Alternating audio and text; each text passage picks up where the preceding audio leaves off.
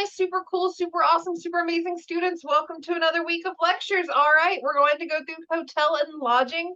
Honestly, that's kind of a lot of fun because it's something very relevant to you, right? Like whether you want to go on vacation, whether you need to travel for work, no matter what, knowing the insides and outsides of how hotels work is both useful as a customer, but even more useful if this is something that you decide that you want to do for your career. So I'm going to try to break this up into a couple videos related to which section we're on. But let's go ahead and start with talking about the hotel business in general, because we have a lot of definitions to go through. So we need to think about like the development of hotels, right? Because hotels are actually kind of a more modern invention. While yes, we did have travel lodging that persisted in between the 16 and 1800s, a lot of the modern hotels as we know them today really got their start in the early 1900s. And started ramping up from there. So the lodging industry is a more than 155 billion with a B dollar industry. There's 53,000 properties with more than 5 million guest rooms around the world. And this is a lot of people moving constantly for travel, for business, for work, for vacation, for sometimes living arrangements. And all of this is kind of developed through different sort of franchising and management contracts, which are the two main driving forces in the development and operation of these businesses. So let's first kind of like break down what these definitions are, right? Franchising is a concept that sort of allows a company to expand more quickly, right? Uses other people's money rather than its own money. It's saying, oh, I'm Marriott, right? Okay, well, you want to franchise a location. You can use my branding. You can use a lot of my systems. You can use all these other sorts of things, and you can build the hotel, but you have to play by my rules if you want my name on it. And this works good in both ways, right? Me as Marriott, I'm not having to pay to build the hotel. But on the other hand, the individuals who are building the hotel, well, now they have a lot of reference material. They now have entire systems that they don't have to build themselves, right? So this is actually a really unique way to think about things. Franchising isn't only within this particular field, right? It's not only within hotels. We see this all the time in restaurants and other things. So under franchising agreements, the companies and franchisees agree to certain rights for a fee, right? It's kind of like a fee for using a trademark or some sort of operating procedures. In return, the franchisee, so the person who's deciding to have the franchise, they agree to operate the hotel within the guidelines of the franchisor, which is typically the more larger names that you know about, your Hiltons, your Marriotts, your everything else, right? And this was the primary growth and development strategy of hotels in between 1960 to 1980s. This is when we saw the giant rise of Motel 6s, Super 8s, lots of roadside attraction places, but also some of the more upscale hotels started branding at this time and allowing for franchises. So challenges to this agreement are that this means that there has to be a certain level of quality, right? Which can sometimes be very difficult for a new franchisee to have. And these franchise fees are typically 3 to 4% of room revenue, which means for all the revenue that you're making in, a portion of that is going to be going to this parent company, the one that you are licensing sort of the name and some of the specific pieces through. So there's lots of advantages, like the franchisor might provide other support, right? If you have a franchise through Marriott, they'll help support you with app development, marketing, all these other sorts of advertisements at little or no cost to you. But then there's disadvantages, which is you can't really make as many free decisions as you would over your hotel or lodging, right? Because you have agreed to operate by their rules, and you must operate within the constraints that are set by this franchise agreement. So outside of franchisees, we also like to talk commonly about referral associations. So this is where there's a marketing consortium or referral organization. It's basically just independent properties that work well with each other. You see this all the time. Why is it when you go to the hotels downtown that don't really have a name brand, but you go and you stay with them, and then you go and you talk to the concierge? Well, they're going to know how you get into all the most exclusive clubs. They're going to know how you get into all the most exclusive places. They're going to know all these other sorts of things because they have a market where those clubs have probably agreed to refer to this hotel, and this hotel to those clubs, to these restaurants, to all these other sorts of places, to other restaurants and hotels. And referral associations, they sort of share a centralized reservation system so that they can start to kind of have a common image, a logo, advertising, and they work well with each other. And this is how different independent properties can sort of like take on their larger competitors, is by lowering costs by working together through things such as referral associations. We also have things called management contracts. So a management contract, this is sort of popular because there's no upfront financing. Let's say that there's already a hotel, right? There's already a hotel, they have everything there, and they've been running themselves for a long time. But maybe now they've decided to allow for a management contract. You know, they're having a hard time and they need to bring in some help. Well, a management contract usually allows for a hotel company to manage the property for a period of years. So maybe they might manage a Hilton, or maybe there might be some sort of arrangement so that this property is taken care of for a period of years along some sort of management contract standard. And in return, the company whose hotel this typically is, receives a fee determined by a percentage of the gross or net profits that are happening in this location. We also have real estate investment trust. You'll hear REIT all the time, especially if you are a finance major. But there's about 300 REITs, which this is just a series of investment funds together that don't really pay corporate income taxes, right? Because they have a large valuation, but they have a lot of real estate holdings. So one of the best ways to have a lot of real estate holdings in different sort of investment trusts is by having hotels. So these are ones that are like lodging REITs, but they're often hotels in name only, but they do lots of other things. Oh, okay. All right. So let's think about, I know that was so many words. Don't worry. We're going to keep thinking through it, but let's think about this hotel development. Hotel ownership and development is capital intensive. Capital intensive. Anytime you see a new hotel going up in Las Vegas, that is not just the cost of raising a building. That is the cost of raising a building, getting the right clientele, getting the right partnership for booking sites. It's getting the right restaurants to want to come locate inside. It's having the right licenses and gaming and referral services. It's so capital intensive. It costs money, hundreds of millions of dollars for larger hotels to be able to start up. And for smaller ones, you know, your bed and breakfast in town, this might be closer to $1 million or $2 million.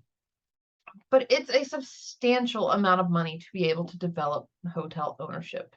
So a lot of the time where we start is with a feasibility study. These are the ones that help assess the viability of projects. Let's say that I want to bring in a new hotel to Morgantown. Well, I need to see how feasible that is. This feasibility study would look at different areas where I could locate my hotel. It would look at what sort of competition is there, how many people still need rooms, what is the sort of the groundwork or the area coming in. And this study starts to determine the degree to which the proposed hotel could be financially successful. Is there a customer base for this that's not currently being served? What does the competition look like? Is this somewhere where you might have lots of travelers? These are very important questions when we're developing the idea of bringing in a hotel. Another thing that we need to think about is economic impacts. This is the one I care about, you know, as an economist, is really thinking about what is the economic impact of bringing in a hotel. Because economic impact, it's not only what's happening to the amount of money coming into the hotel, it's the amount of money coming into the local community. So a lot of the time where we start is with the summary operating statements. This is one of the most important documents that we have in hotels, which just sort of details our revenues and expenses. So for example, let's say we have company XYZ, there's going to have some sort of revenue, right? It's the amount of money that they're getting for things. Well, there's going to be a cost to the goods sold. You know, they might have money coming in, but you got to pay for those little soaps. You got to pay for the shower caps. You need to pay for laundry services, right? There's a cost of goods that are sold. So then after that, when we subtract this cost from the revenue, we have a gross profit. Profit is where we start thinking about things. All right. Okay. Well, then we have operating expenses. So with that profit, what do we need to pay for? Well, we need to pay the salaries, right? The cost of the soaps that are used in that one hotel room, that does not necessarily reflect the cost of having a manager, having a front desk worker, having all these other sorts of things. So there's got to be part of this that goes to salary. Then part of it that goes to rent if they're renting the property or the land, then part of it that goes to utility, and then part of it that goes to depreciation, which if you've taken the basic accounting course, you know all about depreciation by now. But if you don't, it's just basically when you make a large purchase, that purchase is worth less and less over time, and it depreciates in value. You can't sell your 2006 Honda Civic for what you had or was able to sell it for in 2009, right? Not hating my own life because I had a 2006 Honda Civic for a while. But anyways, so we have to think about these operating expenses. We're going to subtract those from that gross profit because that gross profit number, it's beautiful, it's great, we think it's awesome, but we got things to pay for. So we take away the total operating expenses. So then we have the operational profit. How much money do we really have to be able to work with right now, right? That's not already committed in other places. Well, then we got to pay interest. You know, if you built a multi-million-dollar building, you probably took out a loan for it. So there's going to be interest on this. There's going to be expenses that we need to pay on this. Then the income before taxes is what we get down to once we pay that interest, which is typically tax-free depending on how we do things. But then we have our income before taxes. Well, then we got to pay taxes, you know, because that's still corporate income coming in. Okay, then we get our net income once we've adjusted for taxes. Now we need to pay that per share, because if we're a publicly traded company, we have shareholders. So this net income, this number right here, notice the $100,000 that we got in from revenue is very different from this 30,000 down in net income. And it's because we actually have all these financial pieces that are already agreed to beforehand.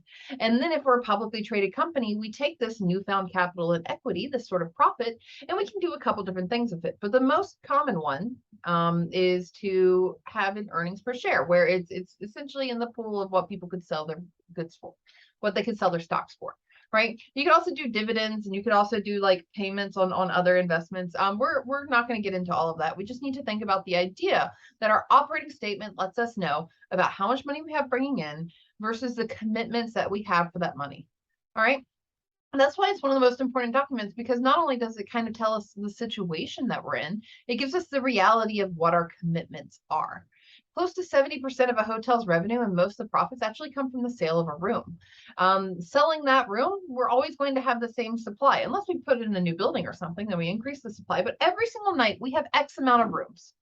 And if that room does not get sold that night, you're not making money off of it, right? About 26% of the hotel's revenue actually comes from food and beverages. This is why lots of hotels have a coffee shop in it. They have a little lounge or a bar or a restaurant or things like this, because it's a way of being able to also have other forms of revenue coming from your property. Now, we in economic impact think about direct impacts and indirect impacts. So direct impact, this is where we sell a room and we bring in millions of dollars to the local community. Real cool. We're bringing in the money that people are paying for those rooms. But then there's the indirect impact. We'll sometimes call this the multiplier effect, right? So let me give you a hypothetical. We bring in $1 to the company. Cool. And I pay 50 cents of that to the front desk worker. The front desk worker then goes out and spends 30 cents of that on food in the area. And maybe 20 cents of it goes towards going to a concert. Well, then the concert's going to need an attendant. So part of this gets paid to the person who's the attendant for the concert that now my person can go to because we sold that room. Notice that there's a multiplier here. That money just keeps going through that local economy, which means that that same dollar can have multiple different types of economic impact. Communities also benefit from hotels and tourism taxes. You'll hear us talk about this all the time, that we have like occupancy taxes or transit occupancy taxes or hotel taxes. A lot of this is money that's taken away from the room sold. It's an extra little tax for these travelers who are coming in. And they use this to be able to pay for conference bureaus or to be able to help support tourism within that state. It's actually a really important part of supporting conventions and visitors bureaus, which are able to bring in even more people, right? So we need to think about the fact that, like, yeah, we bring in this hotel, and this hotel brings in people who might want to go to the beach, who might want to do other things, and then the people who work at all those other things get paid, and we have both direct and indirect impacts. So there's also a hotel classification and rating system. I'm sure that you have heard something about, oh, well, you can stay at this 2-star hotel for $89. You can stay at this 4-star hotel for $489. What do the stars really mean, right? Hotels are classified by different types of attributes. Where they are. Are they in the middle of the city? Are they in the business district? Are they in the suburbs? Are they in the middle of rural nowhere? Where's this location? What's the service? What sort of services do they have? Do they have a conference center? Do they have a restaurant? Do they have multiple restaurants? Do they have a shopping area? Or is it just a place where you're going to get continental breakfast? And if you forgot your toothbrush, they might be able to help you out if you're lucky. What does this look like? And then the price. So classifications for sort of these differences in how the hotels might be or they might operate. These are listed in the American Hotel and Lodging Association. These are the people who started to come up with the idea of this classification rating systems, because lots of people prior to, now where we have Google and Google can just look up most of this. It turns out that travelers, especially after the introduction of the highway system, couldn't really tell the difference easily in between hotels. They just saw the names of them, but didn't really understand what is the functional difference between this Super 8 or this Red Roof Inn or this Hilton or this Marriott or this Ritz-Carlton, or those are drastically different places, right? So the hotel classification system came in to kind of deal with what those issues are and to provide more information to customers. A lot of this was actually spread through the AAA travel booklets. So AAA is a type of like travel insurance. They have more than just travel insurance. Most people know it because it's a way of having like roadside assistance for your car. But a lot of what they initially did was travel insurance, and we're partnered a lot with travel agencies, which actually used to be a big thing too before Google could just do everything for you. But they would look at these, and being able to have these star ratings helped them tell the difference in between the hotels and places that they were going. And this has become the way that we functionally talk about hotels for years, and has now become a point of pride of being able to be a 2 or a 4 or a 6-star. Oh, okay, there's not a 6-star or a 5-star hotel. The hotels might have multiple types of affiliations as well within this. So this hotel, for example, let's take, oh gosh, what is it called? The one that we have here in Morgantown, you're actually going to have a video about it later on. So the Hotel Morgan, there we go, Hotel Morgan. Hotel Morgan is this wonderful independent place, but they're actually under a managed contract through Wyndham, I think. So there is some sort of corporate relationship there. Corporate relationships are when there's some sort of ownership or management by a chain or parent company. A franchise is when it's operated by a third party. So this is someone has started up a hotel and then they pay a fee to be able to use the licensing of whatever that hotel chain is. Or there might be an independent hotel, one that's not affiliated with any sort of parent or chain. These are a lot of your bed and breakfasts, right? And the rating system is a way that we can kind of compare what's going on in these different buckets. And it's typically between 1 and 5 stars. And it's really dependent on consumer reviews. And this can help us sort of tell the difference between what's considered an economy hotel versus a mid-price hotel versus an upscale or luxury hotel, right? So there's economic impacts that we need to think about from all sorts of different hotels because the hotel system is widely varied. Where is, did I mess that up? Where did it go? I am just not managing technology today. Okay, there we go. So let's think about maybe 6 buckets that I like to think about with the economic impact of hotels. Okay, well, first off, we need to think about like those city center hotels. These are the ones that you think about when you say, I'm going to go down to Atlanta to be able to go see a game, and we're going to go see some concerts, and we want to go to the aquarium, and then we want to go to World of Coke. I mostly refer to Atlanta because I was there for grad school, so that was like one of the few times in my life where I had some free time. But most of these hotels, especially for conferences and things like that, needed to be within walking distance of most locations that people would want to go. So they're in the city center. These city center hotels are typically made of both business and leisure travelers. So you have people who are there for giant conferences, but also people who want to be able to go see the walkable amenities, such as World of Coke or things like that, right? And they usually have some sort of signature restaurant. They have a lounge, a bar, some meeting and convention rooms, a ballroom, a night spot. These city center hotels offer more than just a bed to sleep in. They have some sort of things to do and some resources within there. So that's one type, and these can typically range in between 2 and 5 stars, right? Then we have resort hotels. This is where it gets pricey, right? So originally resort hotels started popping up when we had the introduction of passenger rail travel really taking off. Because believe it or not, even though we don't have the best rail system in the US, it's actually not that bad. I can get into my like spiel about railroad history if anybody's ever interested, because there's really some cool stuff there. But as there started to become rail travel in between cities, most of the time up in the Northeast, there needed to be a place for these travelers to stay. Most of the time, if they were going for rail travel, they were taking luggage, which meant that they were probably going for very large conventions or conferences, or they'd be going for extremely nice resort travel, right? They wanted to go, for example, to West Virginia to stay in the nicest hotel with all of their luggage in their 5-star accommodations where they never really need to leave the resort except to go skiing every day, right?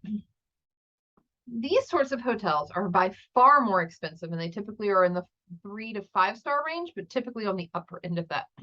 And these staff, the staff in these are trained to pamper guests and give them the best possible experience. On the other hand, once we started moving from rail travel to airport travel, that's where things started to get a little different. People traveled by rail for places that they were willing to stay. This is also at a time where it was not in the late, all the way up until the late 1800s, early 1900s. It wasn't uncommon for someone to go on vacation for 4 or 6 weeks at a time. But with the introduction of flights, right? So we start to get up into the mid 1900s, and we start getting up into like the mid 1980s, where we have the deregulation of the airline industry, and all of a sudden airline travel is affordable and businesses took off, right? And they said, you know what, we need people to move, and we need to move them now. We need them in Boston at 8, we need them in New York by 10, and then we need them down in Florida by 4, right? Well, that means that people need to stay by the airport. Airport hotels started popping up as a place for people to stay right before or after their flights, and for people who needed to move quickly. These are usually for full service, which means that there could be as many as 600 rooms, and you're going to be able to have room service, and you're going to be able to like call for things that you need, because these are made for high occupancy. They're meant to be full, and they are meant to be dealing with flight schedules. So a lot of the reason why we also have airport hotels is because if a flight gets delayed, well, then the airline, especially if it's delayed overnight or for more than 10 hours, they need to pay for a hotel room for you. So it's typically that you'll go to whatever the closest option for a hotel is. So the closer they are to that airport, or if they're even located within that airport, that's a huge source of revenue from them from delayed and canceled travelers. So airport hotels, they don't have the glitz and glam and the pampering and the spas, but they are there to be able to get people in and out. Then, oh gosh, and now we're going to kick it back a little bit. Let's think about the Eisenhower administration. This is where we started to get the interstate system. Once we started to have the interstate system, which grew rapidly in the 1950s and 60s, this is where we actually started to get the introduction of, well, not completely the introduction of, but a lot of the rest areas that we see, a majority of them were built in between 1950 and 1975. There's actually 6 main types of rest areas. I can also go into that. If anybody's ever interested, just email me. It's so much fun.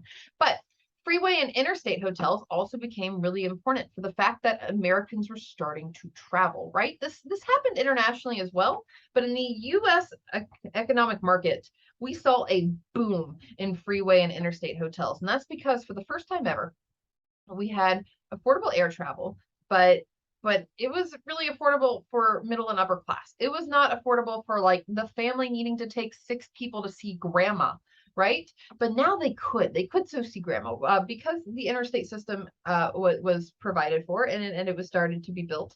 Instead of it being a 2 to 3 day travel to go see family, it ended up becoming like a night.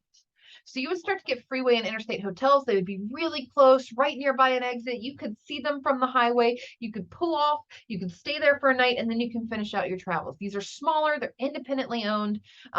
They sometimes are franchised. So that's why you'll see a lot of the like Motel 6s. Those are basically all franchised, the ones that were nearby the highways. These are smaller, typically independently owned places that may be franchised, that are made for the overnight guest. They are bare bones amenity. This is typically your 1 and 2 star hotels, right? They are meant for you to have a continental breakfast and get out at 7 a.m. so you can go back to your drive. They don't have a bar in them. They don't have a lounge in them. I mean, sometimes they do, but that's extremely rare. They are made for basically the family traveling. Okay. Now let's talk about maybe the 2 major powerhouses of when it comes to being able to have revenue from a hotel. The first one's casino hotels. Anybody who's been to Vegas in the past, I don't know, 30 years knows that a lot of people go through Vegas, and hotels are competitive for that market. Casino hotels are one of the fastest growing markets in the entertainment industry by far, because gaming is really growing too. So we see these in different areas around the US, most of which are on reservation land, but then also within Nevada and Reno, which is a huge, or excuse me, Las Vegas and Reno and Nevada, where lots of people travel to be able to go to hotels. They attract conventions. They attract lots of people who are there for entertainment purposes, but people who want to spend lots of money. Since people want to spend lots of money, typically the room charges are much lower. They're cheaper hotel rooms, but that's because they know that you're going to spend lots of money inside their hotel in other activities. All right. So they want to get you in the door to stay there. Then they try to keep you there. That's why casino hotels, they really want to provide for you. If you've ever noticed when you're walking through a casino, there's almost no clocks, right? And it's because they want you to stay in there and spend your money there. So that's why they have dining, they have shopping, they have spas, they have anything that your family could need. They have like kids clubs sometimes. And just for your information, by the way, as someone who does a lot of convention planning, if you ever need to find the clock in a casino hotel, what you're going to do is look right up by the light fixtures, and there'll be a small set of red numbers. That's so that staff can tell when they get on and off shift, but it's the only way to be able to tell what time it is in a casino hotel, and they keep it very well hidden. So you just look by the light fixtures for the small red numbers. All right. And then we have conference and conventions hotels. So conferences can be anything. I go to, I don't know, about 10 conferences a year I don't plan, and about 6 conferences a year that I do plan. A lot of these are very large. So for example, we have the American Economic Association, and this is where 18,000 economists all come to one city at one time. It is a huge undertaking. That's 18,000 people. So at that point, you can't just put them into one hotel. You have to have hotel contracts in clusters where you're like, okay, we're going to have a contract, and this contract's going to pay Hilton and Marriott and Hyatt and all these other places. And we've all agreed to like be able to book people for these conferences on these days here, and that we're going to have a shuttle running in between them. Conference and convention hotels, they are built for scale. They are built for meetings of 300 plus people in a ton of different rooms. They typically have movable walls so that you can have them for groups as small as 20 or groups as big as 3,000, right, at a time. They work in partnership with each other and the Conference and Visitors Bureau. We're going to talk a lot about that when we get to like module 5 of this course. And they have large changes in occupancy because they might have 18,000 people for 3 days, nothing for 2 days, and then another 15,000 right after that. So conference and convention hotels, their economic impact is huge because they're bringing in huge swaths of people, but for short periods of time. Whew. I hope you feel like you're learning something. So hotels, you'll hear us use the word select service or full service a lot. And this is kind of the range of different types of hotels that we see. So full service, that's like starting all the way over here. These are your fancy hotels, right? They're large, they have large staff to accommodate guests. They have luxurious amenities.